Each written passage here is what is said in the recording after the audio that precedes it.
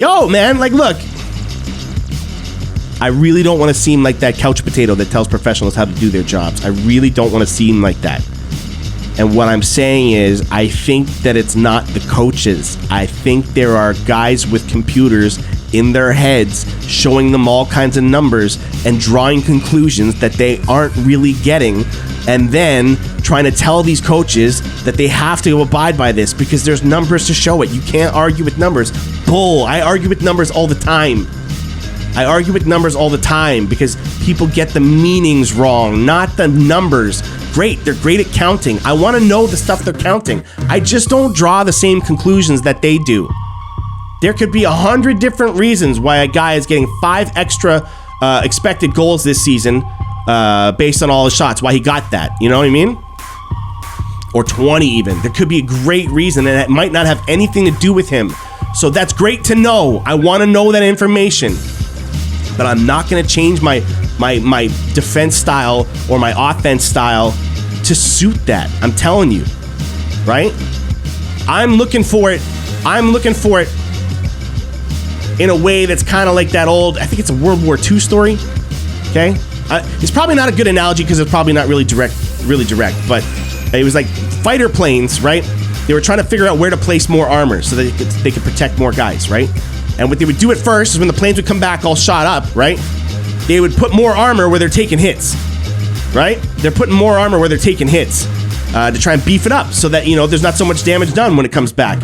Until a brilliant guy came along and he's like, wait a minute, that doesn't make sense. Let's do the spots where there are no bullet holes. Because that means that when people are getting hit there, they're done for.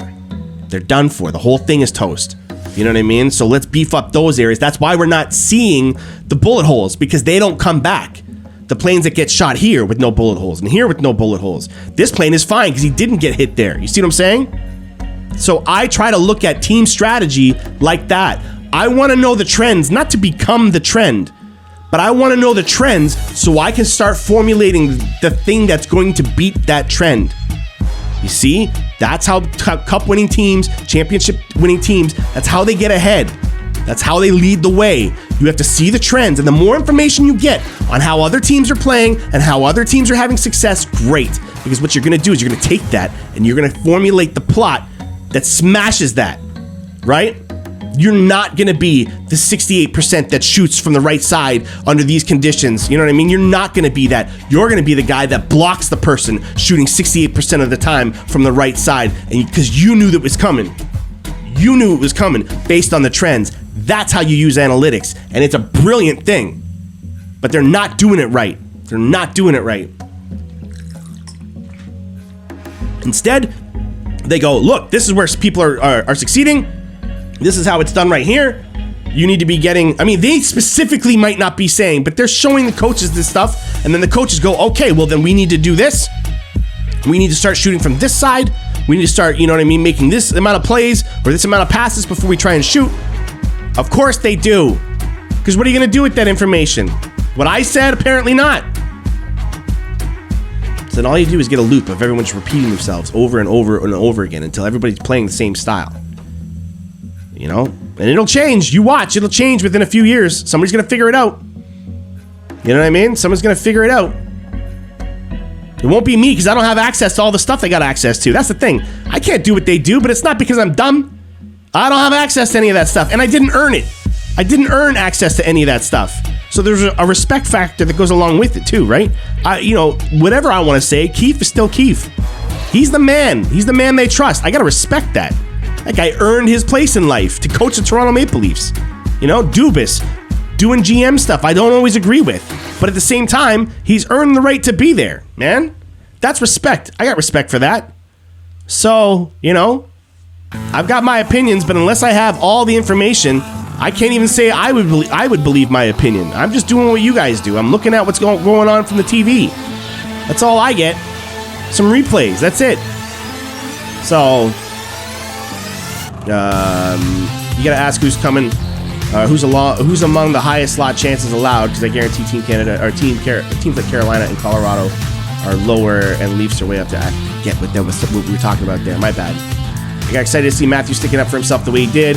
Granted, the cross-check to the neck was uncalled for, but I think he was going for the shoulder and missed. Absolutely, Blood Disciples, and that doesn't mean that he won't get suspended or shouldn't be suspended. Right? I don't know. If they decide to suspend him, hey, cool, like he earned it. But if they don't, that'd be awesome for me as a Leafs fan. So I'm biased completely, right? And I mean that genuinely. Like, there's no way I can really give you a good idea of what he should do there. But I guarantee you, he was aiming for the shoulder like a frustrated child, and he missed because he's being reckless, because he doesn't know actually, he's never actually done that. You know what I mean? He doesn't really do that stuff. So when you don't do it, you don't have practice. That's what I'm saying. These guys need to practice their toughness when they're not mad. Don't wait till you're getting mad before you start throwing sticks around and like taking runs at guys and stuff. Start doing it soon. Make them mad at you. Make them mad at you. That's what you want. You want to be the problem, not dealing with the problem. You want to be the problem, right? So figure it out, man. You know what I mean? Learn how to do that better so you're not putting it right up in the guy's teeth. Because in today's NHL, you really can't be doing stuff like that. It was, good to see Bunting sticking up for his teammates. Again, do it before. Do it before it's 5-2, or you know what I mean? Do it before it's 4-2. Do it when the game's tied. Do it when you're in the lead. Do it. Do it. It needs to be done. I'm tired of, personally, I'm just tired of them thinking they can get away with not playing half the game. They have focused all their efforts on one side of it and one side of it alone, and that's it. That's all they're going to do. So I'm going to get out of here, guys. Thank you very much. All right, as always, I really appreciate all the interactions. Please let everybody know. Please show people these clips. Bother them with it. Hound them with it until they're out here joining us, too. Because you know what? It's a lot of fun. And, the bigger and louder we get, the more we can drown out some of these fools, right? So, by all means, thanks again for the subscriptions and everything. All right? Take it easy, guys, and we'll do it after the next game. Tuesday, I guess it's going to be. Something like that. You know where to find me, guys. Peace.